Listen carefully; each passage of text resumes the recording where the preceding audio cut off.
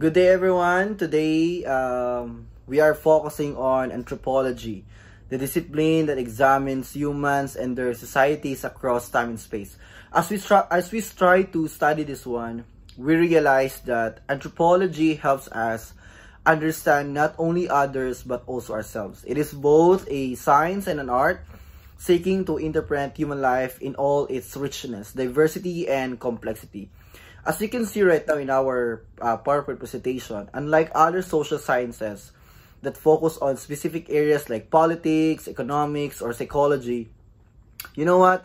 Anthropology looks at humanity as a whole. Okay, we remember that in the past, anthropologists traveled to distant places to live among different communities, and through that, they discovered patterns of human life. So today, we will continue by understanding this kind of tradition by studying how people live differently and why cultures vary in beliefs and practices. Anyways, ang pag-uusapan natin ngayon ay incline yan sa book natin na nakastate sa reference natin na Understanding the Self. Now, at its core, anthropology asks questions such as, why do societies have different rituals for birth, marriage, or death? Okay, can you answer that one? Why do some cultures value independence while others emphasize family obligations? And how does globalization influence the way we think of ourselves today? So, as you can see right now in our PowerPoint presentation, the cultural anthropology, which studies traditions, customs, and social behaviors. Pag-uusapan natin yan. Another thing here, the biological or physical anthropology, which examines human evolution and physical diversity.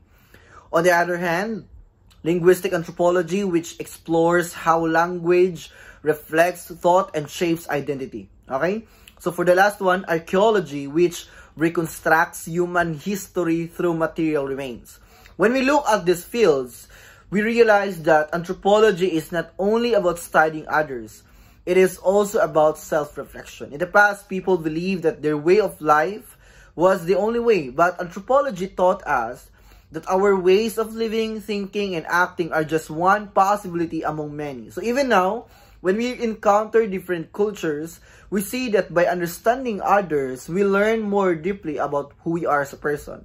So in this concept, we will try to understand the self and the person in contemporary anthropology. We know that the fundamental questions, who am I, has been asked across time. Philosophy has asked this question in terms of existence, psychology in terms of personality and behavior. That's why, in understanding this one, let's try to ask ourselves, who am I? Okay, in our PowerPoint presentation right now, we understand that anthropology entered debates on selfhood in the 18th and 19th century. So Edward, according to the reference, 2019, reminded us that identity is shaped not only by what is inside us, but also by cultural systems and around us.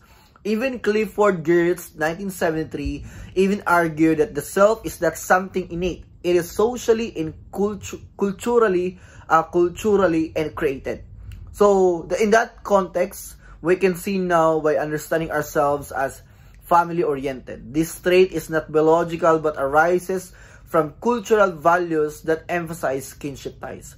Now, the second one we have here, cultural variations in selfhood.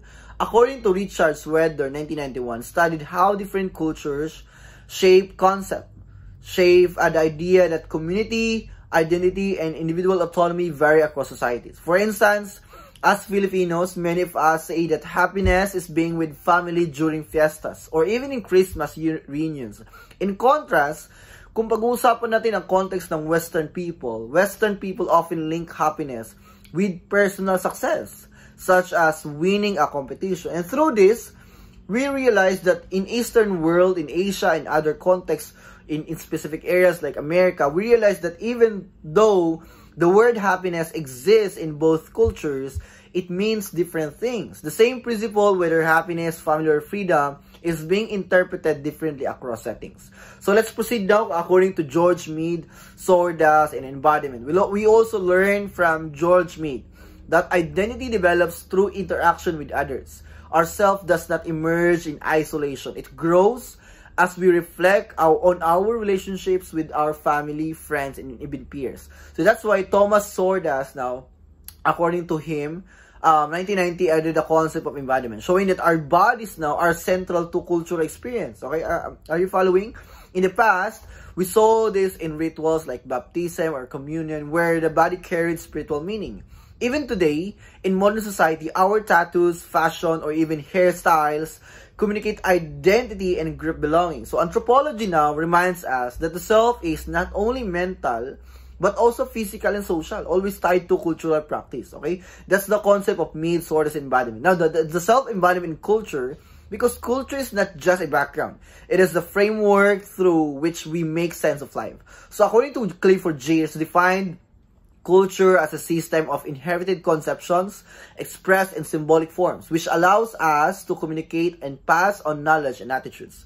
Now, we can see now in our PowerPoint presentation the independent and interdependent self according to Marcus and Kitayama, 1991. When we compare cultures, we see two patterns. The first one, let's discuss first, independent self, which in accordance in Western cultures that emphasize autonomy, uniqueness, and personal achievement. Okay, makikita natin yan sa concept ng example here. An American graduate leaves home at 18, saying, I am ambitious, I am creative, I am a leader. So Western media reinforces this, celebrating individuality through superheroes or self-made billionaires. So independent self. Ibig sabihin, pinapakita doon ang freedom, ang independence, yung sarili mo lang, autonomy, yung pagka-unique mo at personal achievement. So pinapakita doon na yung culture ng West ay magkaiba sa East, because here in Eastern cultures, ang term interdependent self that emphasize merely more on relationships like family, duties, and community cohesion. So, like in our own culture, many Filipinos working abroad sacrifice their personal goals to support their families. No, naka-state yan sa ating usually Proverbs. Ang hindi marunong lumingon sa pinanggalingan ay hindi makakarating sa paroroonan. So, it shows our collectivist values. We also notice how daily practices shape this identity. So, pinapakita doon na ang magkaibang konsepto ng Western at magkaibang konsepto ng Eastern. So, in trying to understand this one, anthropology, we see that self is not a universal, but cultural. It is constructed through history, relationships, and social practices. So, I hope you learned something by studying how different cultures shaped identity. We not only understand others, but we also learn more about ourselves. And that's for this lesson 4. I hope you learned something. God bless us all. Thank you.